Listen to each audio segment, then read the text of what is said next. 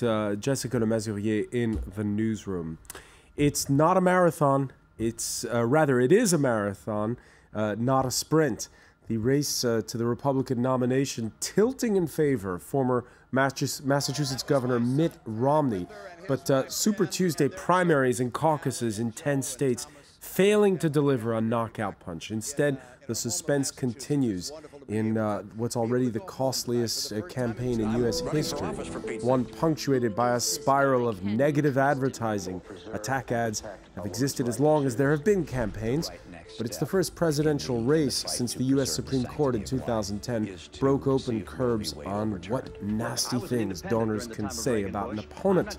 How far money and negative ads will take the eventual nominee come November, that's the question. And if this is just the prelude to the race for the White House, how will Barack Obama fare in the fall under these new rules? Today in the France 24 debate, we're looking at the slugfest that is the Republican race for the nomination. With us, Stuart Haugen of Republicans Abroad will be joined shortly by Zachary Miller of Democrats Abroad.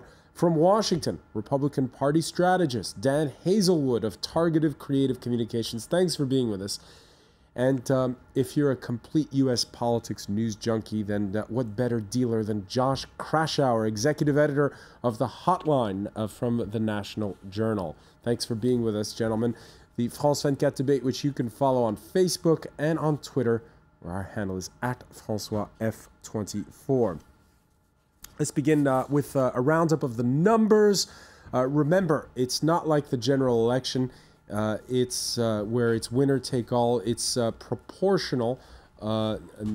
It's proportional. So that, for instance, Mitt Romney in Ohio, he gets 37% of the popular vote to 36% for Rick Santorum, but he gets so far 34 delegates, could end up with as many as 41. Rick Santorum with at least 19, and he could have as many as 24. That's according to the Cleveland Plain Dealer. There you have the tally for the overall estimate of delegates. This is according to Politico.com, and you can see that there's still all to play for, really, even though Romney is in the driver's seat. Josh Kraushaar, let's try not to maintain phony suspense here for the sake of entertainment. Tell us, give it to us straight. Is it in the bag for Romney? Well, there are two different ways to interpret last night's big Super Tuesday results. And number one is that Mitt Romney won the lion's share of the delegates that were up for grabs. And the name of the game to winning the Republican nomination is getting the 1,100 or so delegates to clinch that nomination. So when you look at the whole map, Romney won winner-take-all states across the board. He did well in Ohio, and Rick Santorum didn't even qualify to be eligible for certain delegates. So when you look at the numbers, he got over twice as many delegates as both Rick Santorum and Newt Gingrich, and he's well on his way when you actually look at the math to be on pace to clinch the nomination at some point. The problem is when you look at some of the individual states, the constituencies where he underperformed, and it's been a nagging and lagging problem for Mitt Romney. Ohio should have been a more comfortable victory, given how much money Romney spent in the state of Ohio, and how it's a more moderate state. It's not quite as evangelical as some other southern states. So he should have won by more than 1 point. It should have been a more comfortable victory after his performance in Michigan and after winning some other big states. But he just barely won by the skin of his teeth. And there are other states, the fact that he did so poorly in the South, a state like Tennessee, which is conservative, it's evangelical, but he had a real opportunity to make a run there, and he lost by about 10 points against Rick Santorum. So on one hand, the delegate math is looking very good for Romney, and he's going to win. It's extremely, extremely hard for the math to favor anyone else but Mitt Romney. But when you look at some of these exit polls, when you look at the expectations versus the reality of last night, Mitt Romney has been underperforming, and it's creating some anxiety with the Republican establishment. All right, and before we continue with our panel, let's go to France 24's Nathan King, who now joins us from Columbus, Ohio. Nathan, you heard there what Josh Kraushaar had to say. Why did Mitt Romney underperform in Ohio?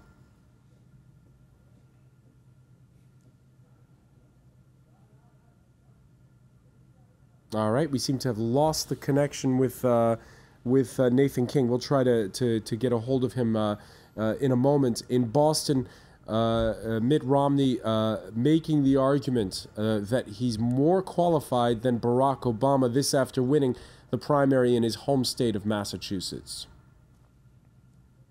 As you know, I spent 25 years in business. I've been the steward of an Olympics and the leader of this great state that we're all in tonight. I've cut taxes 19 times here. I turned a budget shortfall into a surplus. I know how government kills jobs, and yes, I know how it can help create jobs.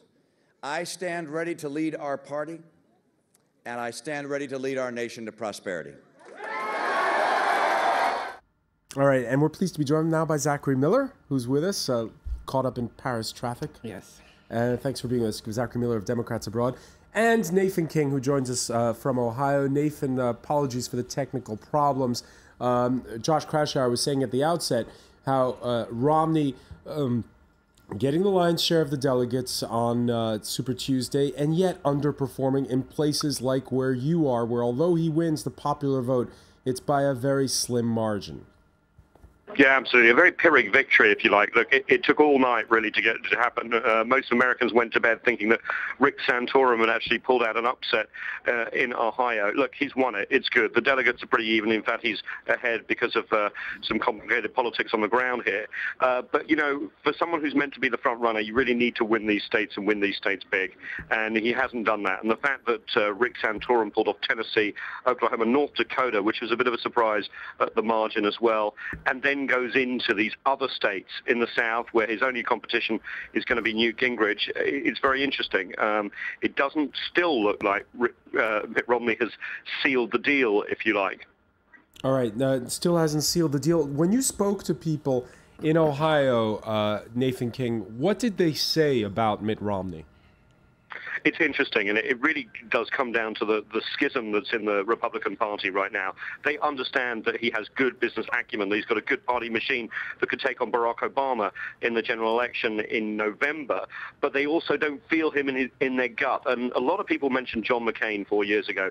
They didn't want John McCain as they can. They thought he was too middle of the road, and they said never again. So they're looking for a conservative alternative. They are worried about jobs. They are worried about the economy. But something that Rick Santorum says that the presidential candidate should be more than that has resonated a little bit, and so they're still, you know, they're willing to back whoever the nominee is, but while they've got a voice, they're going to try and look for an alternative. It must be extremely frustrating for Mitt Romney's campaign, who really thought that they would have this wrapped up by now. Remember, 4 years ago, John McCain was on the White House lawn with George W. Bush getting the full nomination and endorsement of the whole party, and we could be weeks, if not months, away from that.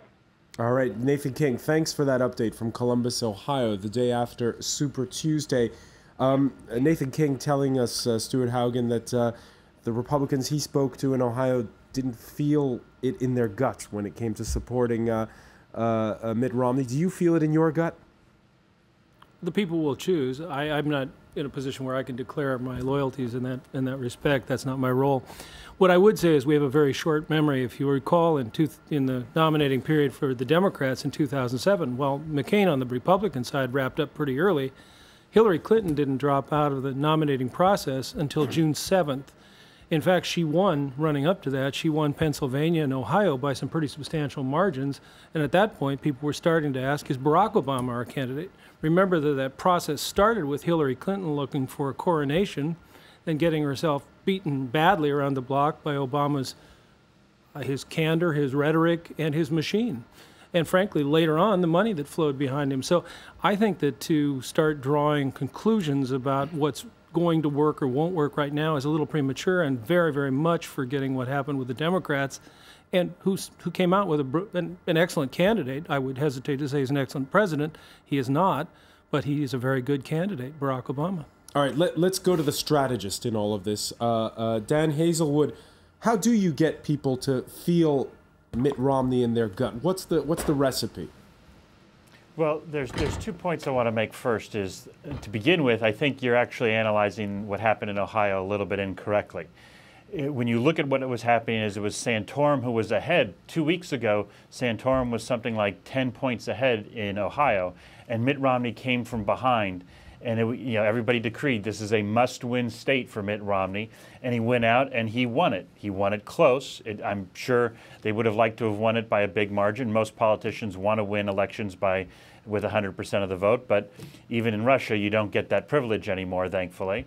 So where you look at it is that Mitt Romney has come back. Every time there's an attempt to sort of push him aside, he comes back and continues to be the front runner. And in fact, it's the alternative to Mitt Romney that's had the problem cementing it. But I think your question is an important one, where how does Mitt Romney connect more with people? And he's doing that to a degree, but it's tough. And it's tough for any presidential campaign. Having been through a number of these myself over the years, in history, we always say, oh, Ronald Reagan was the choice of every Republican, or Barack Obama was the choice of every Democrat. But this process is a competitive process where there's a lot of forces that are clashing and a lot of disagreements. The debate in 1980, I was a young lad at the time, but back then it was Reagan too? He was so conservative he couldn't win. So maybe we should consider these other candidates. And the arguments continue every year. So I think Mitt Romney's campaign actually is doing what they need to do. It's not as smooth as they would like it to be, but they're on track to win the nomination, as Josh said at the beginning. He's winning the votes, he's winning the delegates, maybe not by giant margins to make this over very quickly. But that was the other part of this process, is Republicans, and it was alluded to earlier, Republicans 4 years ago sort of felt that we had a process that was accelerated, that we were on a speed train for a nomination, and we wanted to change that. And so we wanted to slow the process down and have a longer debate. I don't think any of us quite anticipated it would go like this. But it certainly has changed the dynamics, and a lot more Republicans are getting their chance to voice their opinions, and it's a lively contest. And is it a case of Mitt Romney letting the others back into the race? Well, it's a question of he couldn't push them out. That's not the way the process works. I think functionally he's continued to sequentially defeat all these candidates. Newt Gingrich came along, was pushed back. In Florida, Newt saying he's coming back again with his Alamo strategy in the South. That doesn't end well for Newt, I don't feel. Ron Paul is out there. He's campaigning not to win, but to get delegates to influence the party in the long run. And so you now have Santorum, who is the Michelle Bachmann, Herman Cain, Rick Perry successor, and he's the alternative. And that's part of Santorum's problem, is people aren't enthusiastic for him as well. This is a choice that people are debating who's the right person. The person who's been the ideological crusader, Rick Santorum, someone who's passionate that we've seen fight for over the years, versus Mitt Romney, who seems to be more of the answer for what the country needs in the government right now, which is somebody who's going to create jobs, make government flow better, try and pull people together to get results. So that's his record in Massachusetts. And this is a debate in all of our hearts in the Republicans, is we want both of those people, and we don't have the option of picking all of the above. We have to pick one, and it's a tough choice. Tough choice. Rick Santorum, by the way, not giving up the fight. Let's listen to what he had to say in Ohio on Tuesday.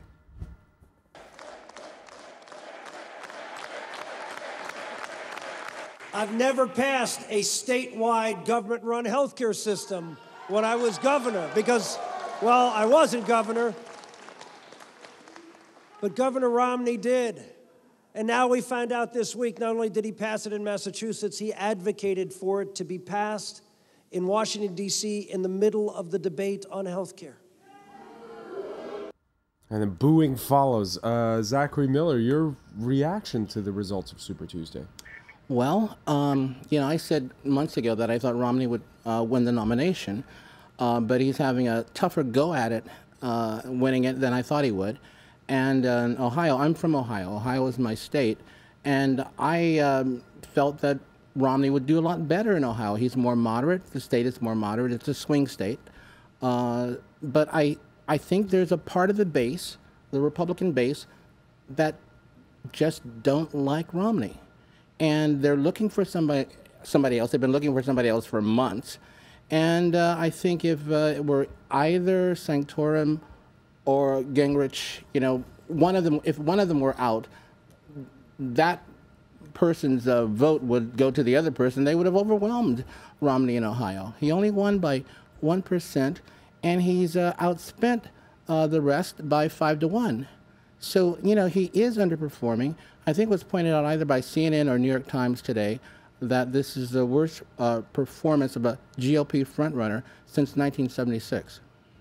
All right, Josh Kraushaar, I'm going to put the question to you now as the referee here in the middle. What is it about Romney? Why isn't he able to seal the deal?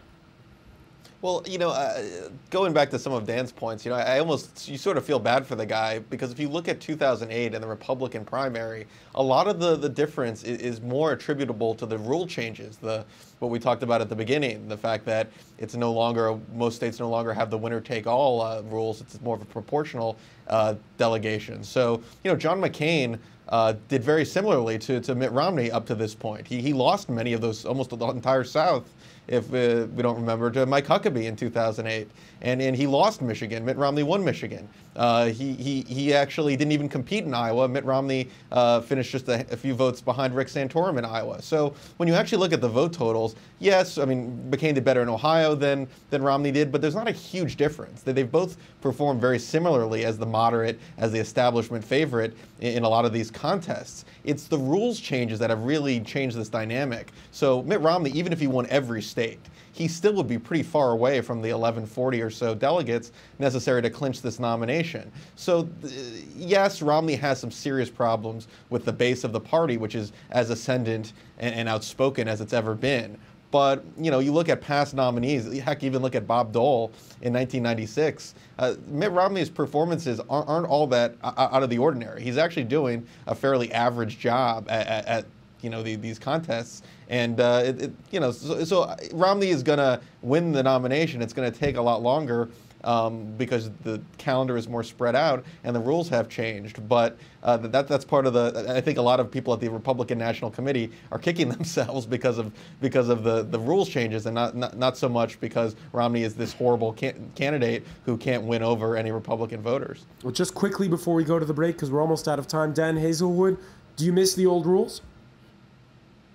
You know, I'm a political operative, so I live with the rules as they are, and nostalgia is great, but it's about today and tomorrow. So it's hard to say whether I miss the old rules. I just live in the present. All right, that is another rule. It's not just the way that delegates are picked that we're going to be talking about when we come back, and that is the rules concerning how much money you can spend on the campaign. We'll get to that point right after the break. This is the France 24 debate.